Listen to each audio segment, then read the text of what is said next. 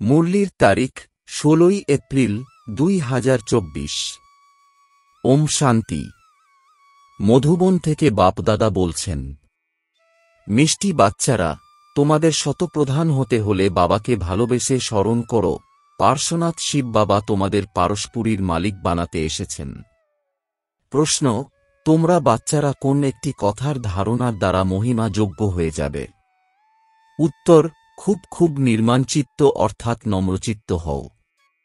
কোনো বিষয়ের অহংকার থাকা উচিত নয়। খুব মিষ্টি হতে হবে। অহংকার এলেই শত্রু বেড়ে যায়। উঁচু অথবা নীচ পবিত্রতার আধারে হয়। যখন পবিত্র তখন সম্মান আছে, অপবিত্র হলে মাথা নত করতে হয়। ওম শান্তি। আত্মাদের পিতা অর্থাৎ শিব বাবা বসে বাচ্চাদের বোঝাচ্ছেন। বাবাও বুঝতে পারেন আমি এই বাচ্চাদের বোঝাই। এই কথাও বাচ্চাদের বোঝানো হয় যে ভক্তিমার্গে ভিন্ন ভিন্ন নামের অনেক অনেক চিত্র তৈরি করা হয়েছে। যেমন নেপালে পার্শ্বনাথের পূজা করা হয়। তার বিশাল মন্দির আছে, কিন্তু কিছুই নেই। 4টি দরজা আছে, 4টি মূর্তি আছে। চতুর্থ মূর্তিটি কৃষ্ণের রাখা হয়েছে। এখন কিছু পরিবর্তন হলেও হতে পারে। এবার পার্শ্বনাথ তো নিশ্চয়ই শিব বাবাকে বলা হবে। মানুষকে স্পর্শ বুদ্ধি তো তিনিই করেন। অতএব সর্বপ্রথমে তাদের এই কথা বোঝাতে হবে, উঁচু থেকে উঁচু হলেন ভগবান, পরে হল সম্পূর্ণ দুনিয়া। সূক্ষ্মবতনের সৃষ্টি তো নেই। পরে থাকেন লক্ষ্মীনারায়ণ বা বিষ্ণু। বাস্তবে বিষ্ণুর মন্দির হল ভুল। বিষ্ণু চতুর্ভুজ, 4 ভুজধারী কোনো মানুষ তো হয় না। বাবা বোঝান এই লক্ষ্মীনারায়ণকেই একত্রে বিষ্ণু রূপে দেখানো হয়েছে। লক্ষ্মীনারায়ণ তো দুইজনেই আলাদা। সূক্ষ্মবতনে বিষ্ণুকে 4টি ভুজা দেওয়া হয়, অর্থাৎ দুইজনকে একত্রে চতুর্ভুজ করা হয়েছে, যদিও এমন কেউ হয় না। মন্দিরে যে চতুর্ভুজ দেখানো হয় সেটা হল সূক্ষ্মবতনের। চতুর্ভুজকে শঙ্খ, চক্র, গদা, পদ্ম ইত্যাদি প্রদান করা হয়। এমন কিছুই হয় না। বাচ্চারা, চক্র তোমাদের কাছে থাকে। নেপালে বিষ্ণুর বিশাল চিত্র ক্ষীর সাগরে দেখানো হয়। পূজার দিনে একটু দুধ ঢালা হয়। বাবা একটি কথা ভালো করে বোঝান। এমনভাবে বিষ্ণুর অর্থ কেউ বোঝাতে পারে না। কেউ জানেই না। এইসব তো স্বয়ং ভগবান বোঝাচ্ছেন। ভগবান বলা হয় শিব বাবাকে। তিনি তো একজন, কিন্তু ভক্তিমার্গে অনেক নাম রেখে দিয়েছে। তোমরা এখন অনেক নাম উল্লেখ করবে না। ভক্তিমার্গে অনেক ধাক্কা খায় সবাই। তোমরাও খেয়েছ। এখন যদি তোমরা মন্দির ইত্যাদি দেখবে তো সেই বিষয়ে বোঝাবে যে উঁচু থেকে উঁচু হলেন ভগবান, সুপ্রিম সোল, নিরাকার পরমপিতা পরমাত্মা। আত্মা শরীর দ্বারা বলে ও পরমপিতা। তাঁর মহিমাও করা হয় জ্ঞানের সাগর, সুখের সাগর। ভক্তিমার্গে একজনের অনেক চিত্র আছে। জ্ঞান মার্গে তো জ্ঞান সাগর হলেন একজনই। তিনি হলেন পতিতপাবন, সকলের সদ্গতিদাতা। তোমাদের বুদ্ধিতে সম্পূর্ণ চক্রটি আছে। সর্বোচ্চ হলেন পরমাত্মা। তাঁর উদ্দেশ্যেই প্রশস্ত রয়েছে যে স্মরণ করে সুখ প্রাপ্ত করো, অর্থাৎ একমাত্র বাবাকেই স্মরণ করো বা সিমরণ করতে থাকো, তাহলে দেহের সকল কলহ ক্লেশ মিটে যাবে। তখন জীবনমুক্তি পদমর্যাদা পাও। সেটাই হল জীবনমুক্তি, তাই না? বাবার কাছে এই সুখের উত্তরাধিকার প্রাপ্ত হয়। কেউ একজন তো পাবে না। রাজধানী থাকবে নিশ্চয়ই, তাই না? অর্থাৎ বাবা রাজধানী স্থাপন করছেন। সত্যযুগে রাজা, রানী, প্রজা সব থাকে। তোমরা জ্ঞান প্রাপ্ত করছ, ফলে বড় কুলে জন্ম নেবে। অনেক সুখ প্রাপ্ত হয়। যখন ওই স্থাপনা হয়ে যায় তখন ছি আত্মারা সাজা ভোগ করে ফিরে যায়। নিজের নিজের সেকশনে গিয়ে স্থির হবে। এত সব আত্মারা আসবে, তারপরে বৃদ্ধি হতে থাকবে। এই কথা বুদ্ধিতে থাকা উচিত যে উপর থেকে কিভাবে আসা হয়। এমন তো নয় 2টি পাতার পরিবর্তে 10টি পাতা একসাথে আসা উচিত। না, নিয়ম অনুযায়ী পাতার উৎপত্তি হয়। এ হল বিশাল বৃক্ষ। দেখানো হয় একদিনে লক্ষ জনের বৃদ্ধি হয়ে যায়। প্রথমে বোঝাতে হবে সর্বোচ্চ হলেন ভগবান, পতিতপাবন, দুঃখহর্তা সুখকর্তাও হলেন তিনি। যে পাঠধারী দুঃখে থাকে তাদের সবাইকে এসে সুখ প্রদান করেন। দুঃখ দেয় রাবণ।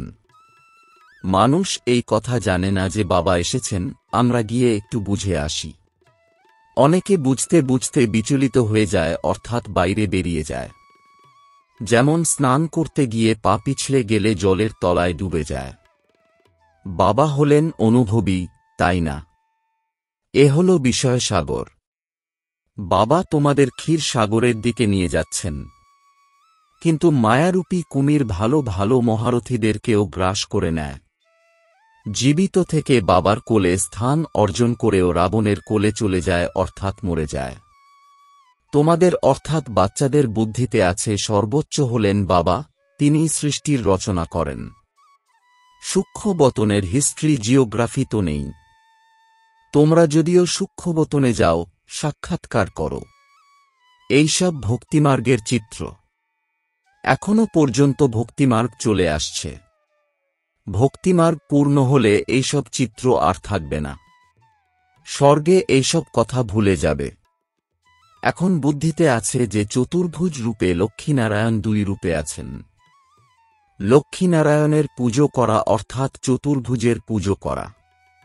লক্ষ্মীনারায়ণের মন্দির অথবা চতুর্ভুজের মন্দির একই কথা। এই 2-এর জ্ঞান অন্য কারও নেই। তোমরা জানো এই হল লক্ষ্মীনারায়ণের রাজত্ব। বিষ্ণুর রাজ্য তো বলা যাবে না। তিনি রক্ষণাবেক্ষণও করেন। সম্পূর্ণ বিশ্বের মালিক, তাই বিশ্বের রক্ষণাবেক্ষণ করেন। শিব ভগবানুবাচ, আমি তোমাদের রাজযোগ শেখাই। নিজেকে আত্মা নিশ্চয় করে বাবাকে স্মরণ করো, তো এই যোগ অগ্নি দ্বারা বিকর্ম বিনাশ হবে। ডিটেলে বোঝাতে হয়। বলো, এও হল গীতা। শুধু গীতায় কৃষ্ণের নাম লিখে দেওয়া হয়েছে। সেটা তো ভুল। সবার গ্লানি করা হয়েছে, তাই ভারত তমপ্রধান হয়েছে। এখন হল কলিযুগী দুনিয়ার অন্তিম সময়। এই সময়কে বলা হয় তমপ্রধান আয়রন এজ। যারা শতপ্রধান ছিল তারাই 84 জন্ম নিয়েছে। জনম মরণে তো অবশ্যই আসতে হবে। যখন পুরো 84 জন্ম নেওয়া হয় তখন বাবাকে আসতে হয় প্রথম নম্বরে। কোনো একজনের কথা নয়। এনার তো সম্পূর্ণ রাজধানী ছিল, তাই না? আবার হবে নিশ্চয়ই। বাবা সবার জন্য বলেন নিজেকে আত্মা নিশ্চয় করো, বাবাকে স্মরণ করো, তাহলে যোগ অগ্নি দ্বারা পাপ বিনষ্ট হবে। কাম চিতায় বসে সবাই শ্যাম বর্ণ হয়েছে। এবারে শ্যাম বর্ণ থেকে গৌর বর্ণে পরিণত হবে কিভাবে? শেষবো বাবাই শেখান।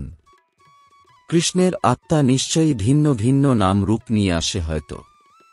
যারা লক্ষ্মীনারায়ণ ছিলেন তাঁদেরই 84 জন্মের পরে পুনরায় সেই রূপ ধারণ করতে হবে।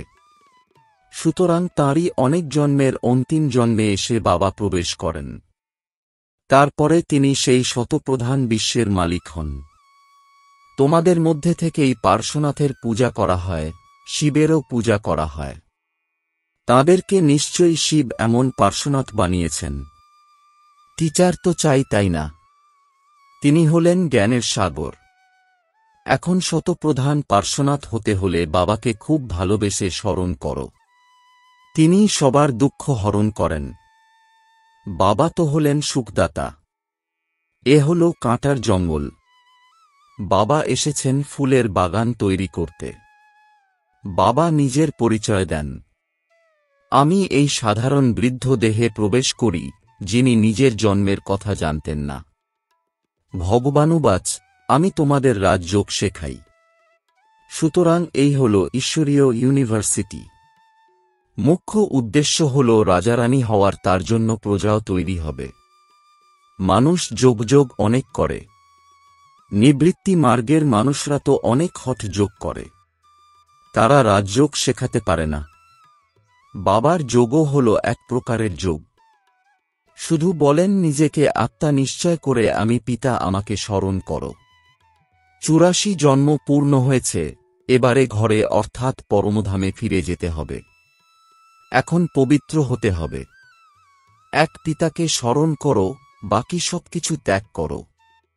ভক্তিমার্গে তোমরা গায়ন করেছ যে তুমি এলে আমরা এক তোমার সাথেই যুক্ত হব। অর্থাৎ নিশ্চয়ই তাঁর কাছে উত্তরাধিকার প্রাপ্ত হয়েছিল, তাই না? অর্ধকল্প হল স্বর্গ, তারপরে নরক।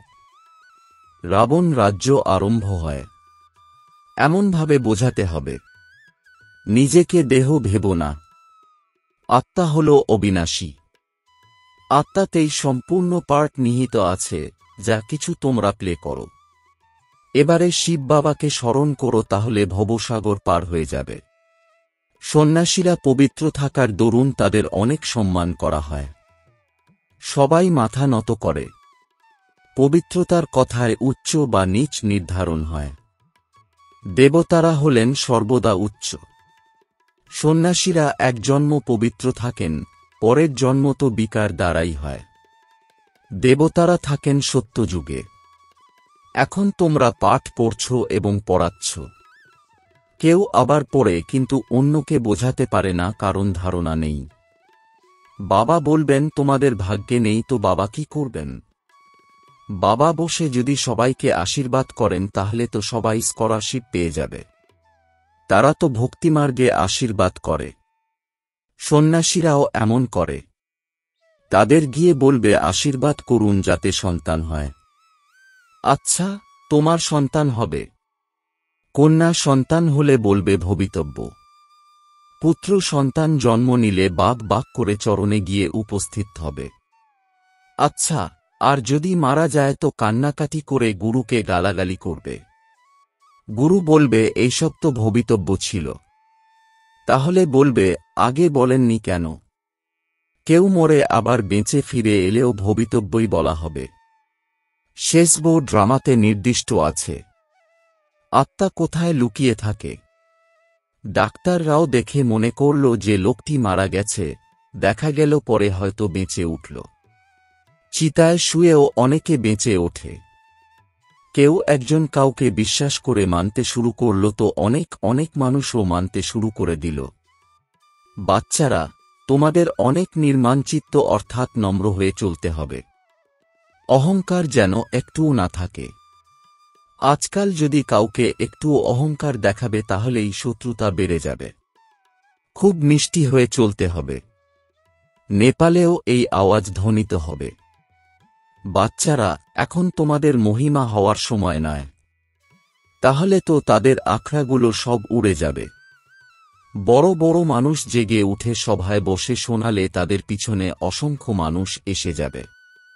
কোনো এমপি বসে যদি তোমাদের মহিমা করে যে ভারতের রাজযোগ এই ব্রহ্মা কুমার কুমারীরা ব্যতীত কেউ শেখাতে পারবে না, এমন এখনও কেউ নেই।